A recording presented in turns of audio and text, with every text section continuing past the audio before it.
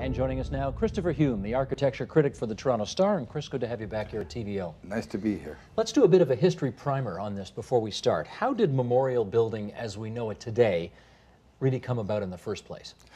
Well, my feeling is, Steve, that the impulse to build memorials goes right back to the very beginning of human time. I mean, you look at the pyramids, some of which are 4,500 years old, and they are memorials. And I think that there's something basic about people, that this is something they want to do, whether it's very humble, you know, marking a spot with a cross, or something as grand as the pyramids. I think it's something that we do, and we do it now as we have done it all along. When you say we, do you mean we in every culture in the world? I think so. Every culture that I'm aware of, that I can think of, has a memorial, has memorials of some sort or another. Let me read an excerpt from the New York Times from a couple of years ago that describes essentially what it's all about. No memorial design, the authors say, and construction process is ever perfect, and no memorial ever enjoys universal acclaim. But it is precisely this imperfection that animates and sustains the best memorials. To that end, which memorials do you find to be the most effective?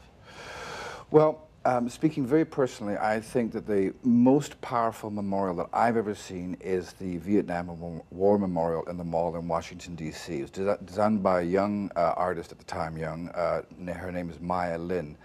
And you know, it's kind of like an anti-memorial, because basically you could be looking at it and not be aware that it's there. I mean, you go down and you walk past walls of black marble into which are inscribed the names of all the American soldiers killed in Vietnam.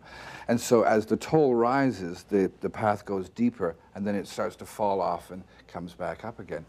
And I've only been there 2 or 3 times, but every time I'm there, it's an incredibly moving, powerful experience. And I wasn't in Vietnam. I don't know anybody who was, but there's something about seeing all those names and the response that draws from people. I think it's a very powerful experience. And there's nothing frilly about it, right? It's not like a traditional with statues in this. It is stark. It is right? very stark. But you know, I think that's an important point that you just raised. I mean, I think that, you know, the ideal monument is one that speaks to you as an individual, but to us as a community. And you know, we all respond to these events and these people and these things differently. And I think there has to be that kind of room, maybe what the New York Times was talking about, that kind of ambiguity somewhere within a piece that allows us each to respond in our own way. Okay, you admire the simplicity and the starkness of that one. Which memorials do you find the least effective? Well, I think the ones that fall flat are the ones that try to make explicit exactly what it is that we're supposed to feel. So, you know, the fireman holding the child that he's just rescued, you know, cast in bronze kind of thing. I mean, one of those at Queen's Park, I think. I know. I didn't want to get specific, but there are a couple of those now. But I just think that, you know, we don't need to be told. You know, we're not children, and I think that there are other ways of doing these things that are more powerful. And I think they have to involve the imagination of the viewer. And I think that when you try to make everything explicit, make it all clear, fill in every detail, then there's no room for that to happen. And I think people kind of walk past, and actually I think they become invisible after a while. Well, let me challenge you a bit on that, because one of the most, and I'm talking about the world of politics now, one of the most, I think you would agree, superb, just dazzling monuments ever is the Lincoln Memorial in Washington. There's nothing really simple about that. That is grand, that is Lincoln's grandeur right there for you in just huge number. Do you think that monument is a contributing factor to people's thinking of Abraham Lincoln as one of the great presidents of all time, if not the best? Well, I think it contributes. I mean, I think that Abraham Lincoln would still be considered a great president without the monument. But that's a beautiful reminder every day. It is, and it's a beautiful piece of sculpture. I think that because of its size, I mean, I think it sort of looks down on you, and I think that you go in there and you feel overwhelmed, but you don't feel that sort of emotional surge that you do in some other monuments. I think you're impressed. You mentioned the word grandeur. I think that's what it's all about. And so I think it's less about Lincoln, the man, than it is, you know, Honest Abe or whatever, than it is about our response to him and how we feel. So it's a very kind of narcissistic monument, if you want to call it that. It serves us not the subject, the person, the event, with the whatever. Pretty serious, too. And America can be a pretty serious country. Yes, and I mean, of course, it's put in that temple, so it has all those associations, and he's looking down at us from on high. But it is impressive.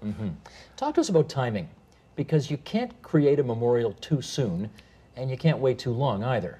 When's the timing right to create, you know, to memorialize something appropriately? Well, from, you know, having been an art critic for as long as I was, my feeling is that the longer you wait, the better. And that would offend a lot of people because they feel that it shows indifference or, you know, that we don't care. And I don't think that's the case. I think that you have to get beyond the pain, the loss, the disaster, whatever is being commemorated, to the point where you can sort of deal with these things objectively. And, you know, I think one of the huge mistakes that they made at the World Trade Center, and this is at the risk of offending everyone, is that they let the families sort of take over ownership of this process and of this thing itself. Wait, can you say that? You're not allowed to say that out loud. I know you just did, but... No, but it's not because they don't have a stake in it, because of course they do. But the thing is that it's not about them, it's about the victims. And I think that the memorials that work best are memorials that are done by artists or architects or people who can deal with the demands of the thing itself rather than the idea, just the idea. And I think that, you know, we have to, as I said, but nobody could say that in the States, and that could never happen without. I mean, I noticed that the memorial that's being planned has a private room for the families of the victims. It becomes very exclusive, and I don't think that's the right thing to do. I think it's important because it means something to all of us, not just those who are immediately related to the victims. Okay, let me follow up on the Pentagon then. I don't know if you've seen what they have in mind for the Pentagon, but it's essentially, it's quite beautiful, it's quite simple. Yeah. One bench for every person who died, the people on the plane, the people in the building. Yeah. What did you think of that?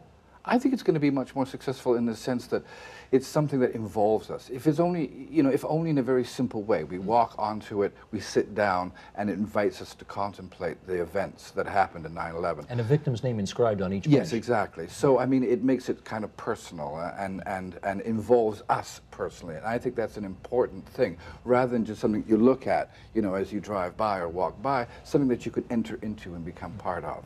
How about the World Trade Center site? What do they have in mind for there, and what do you think of it? Well, you know, Steve, it's so hard to tell because, I mean, you're looking at pictures, but, I mean, there is a couple of water elements. And I think water is always a good thing because water and the noise of water sort of, you know, is associated with the eternal. You know, I mean, very soothing, too. Very soothing and calming and all that kind of stuff. And I think that the fact that it's so low underground, I think will sort of give you the feeling that you're going down back into the heart of ground zero. And the designers involved, I mean, Craig Dykers from Snøhetta Architects, who's designing the museum, he's a terrific architect. And I think that, you know, if you get a good architect or a good artist, I think that, you know, they can deal with the emotions and put the emotions in an architectural or a sculptural form. And I think that's what we need to focus on. We're 7 years since 9/11.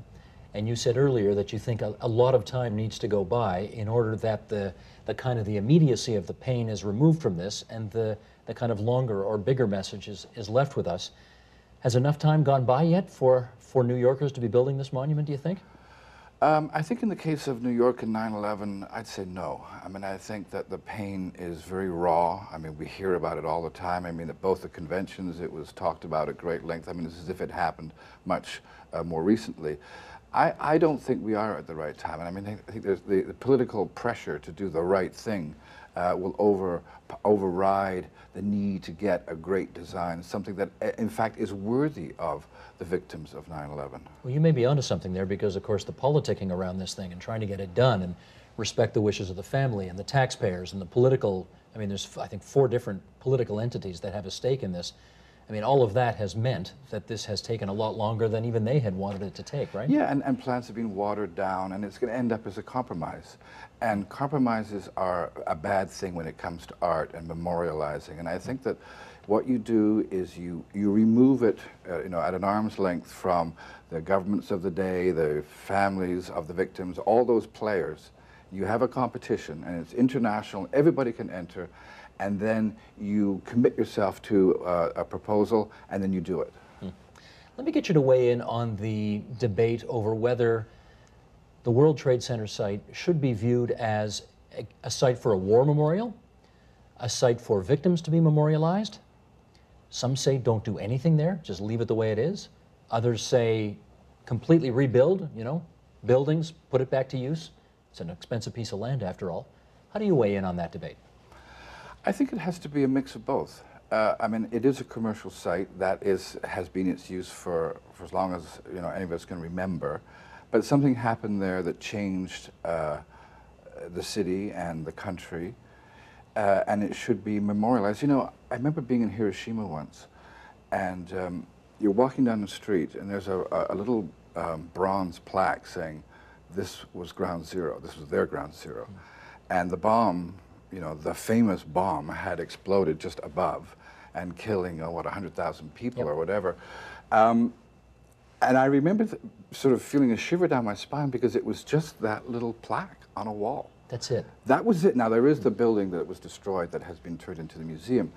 But the event, the place itself is just a plaque. And I at first I thought, isn't that strange? But then I thought, the very power of the understatement is so strong that you don't need to be told. You know what happened. I mean, we know that it was a devastating event. Well, we know because this was sort of, if not in our lifetime, in our parents' lifetime. I wonder if in 100 years that connection will still exist, and whether they might need something more at that point. Yeah, that's a good thing to say. I mean, at some point or another, it has to be made explicit. But that's the function of the museum, not the monument. One last question. Canadians, are we any good at this memorializing our history business? I think we're not fantastic at it, but I think that, I'm trying to think madly here of, there's the War Memorial in Ottawa, which I think is a fairly powerful piece. Yeah, that's a good one. It is a good one. I think that a lot of monuments that work here in Canada work even though they weren't intended to become monuments, but they did. So, I mean, that's the other kind of monument we have. I mean, the Berlin Wall. I mean, it was a barrier, and it was also a symbol, and it was important to tear it down at the time when Cenotaph at Old City Hall is pretty impressive, don't you think? I suppose. You're not sold, I can tell. I think that the closest we come to it in Canada is the War Museum in Ottawa, the Raymond Moriyama building, which I think is a very powerful, moving experience to go through that museum. I think it's more than a museum. I think it is a memorial, and a brilliant one. I second that. Christopher Hume, Toronto Star, good to have you in here tonight. Thanks so much. Nice to see you, Steve.